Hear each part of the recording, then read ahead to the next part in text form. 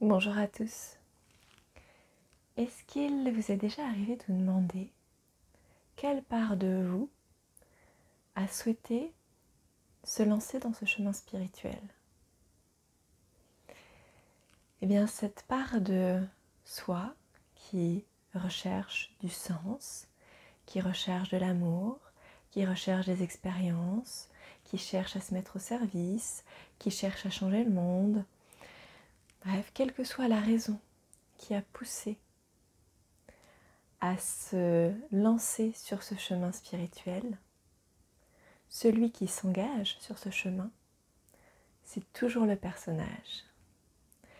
C'est le personnage parce que il cherche à vivre une autre réalité, il cherche des réponses, il cherche qui il est, il cherche ce qu'il fait ici. Et ce qu'il cherche, c'est toujours le personnage. Et dans sa recherche, il va mettre en place des pratiques, que ce soit de la méditation, du yoga, du chamanisme, du breathworking, bref, toutes les pratiques que l'on peut rencontrer aujourd'hui, le personnage va en mettre en place dans sa vie. Et plus il va pratiquer, plus il va ressentir des choses, plus il va vivre des choses très subtiles, plus il va connecter avec une part de lui. Et plus il va pouvoir vivre aussi des expériences subtiles qui vont le marquer et qui vont lui donner envie d'aller encore plus loin. En méditation, par exemple, le personnage va pouvoir connecter avec des énergies très hautes, avec des mondes très beaux, avec d'autres formes de vie qui sont très bienveillantes, par exemple. Et il va aimer ces expériences. Mais il y a un moment, toujours, où il y a comme une forme de descente, comme si c'était un beau rêve et qu'il faut revenir à la réalité. Et c'est ce qu'on appelle très souvent dans les soins ou en méditation une période de retour à soi. Et pourquoi est-ce qu'il y a cette période de retour, où on reprend conscience du monde dans lequel on est, où l'on reprend conscience de son corps, où l'on reprend conscience que nous ne sommes plus dans ces vibrations très hautes que nous venons d'expérimenter? Eh bien, il y a cette période de retour parce que dans cette manière de développer la spiritualité, et ça fait partie des phases de notre développement spirituel, eh bien, nous sommes dans ces moments-là dans une phase où c'est le personnage qui expérimente la vie de l'esprit. C'est le personnage qui expérimente ce que c'est que d'être spirituel, ce que c'est que d'être un être spirituel. Et là, dans ce personnage qui est en train d'expérimenter ce que c'est que d'être un être spirituel, eh bien, on atteint une limite de notre développement spirituel. Parce que le but d'être incarné ici, ce n'est pas de permettre au personnage d'accéder à la vie spirituelle, mais c'est bien de permettre à l'esprit, à la vie, à la présence, à la divinité en nous, appelez-le comme vous voulez, mais c'est bien à cette part de nous de venir expérimenter dans la matière. Donc on est sur une subtilité intérieure, mais qui nous place sur deux plans différents. Sur le premier plan, quand c'est l'ego, quand c'est le personnage qui expérimente ce que c'est d'être spirituel, eh bien on nourrit un ego spirituel. On continue à nourrir une image. On continue à nourrir une dissociation entre ce que je crois être et ce que je suis.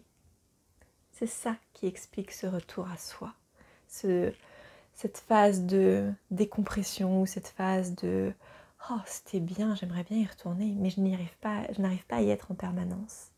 Parce que c'est l'ego qui l'expérimente, c'est le personnage. Et dès qu'il y a un personnage, il y a une séparation. Il y a la croyance de la séparation. Il y a la croyance que ce que je viens de vivre, je ne le suis pas.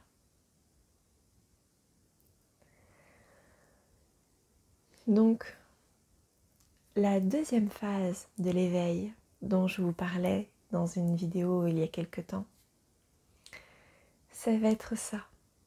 Ça va être de sortir d'une spiritualité où c'est le personnage qui expérimente ce que c'est que d'être spirituel pour entrer dans une spiritualité où c'est l'être que nous sommes, où c'est la lumière en soi, où c'est notre part divine, notre présence qui expérimente à travers nous.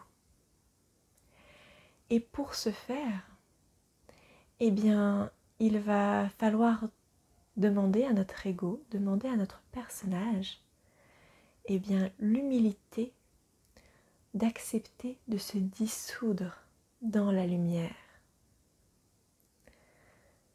L'utilité du personnage, ça a été de pouvoir expérimenter ce que nous ne sommes pas.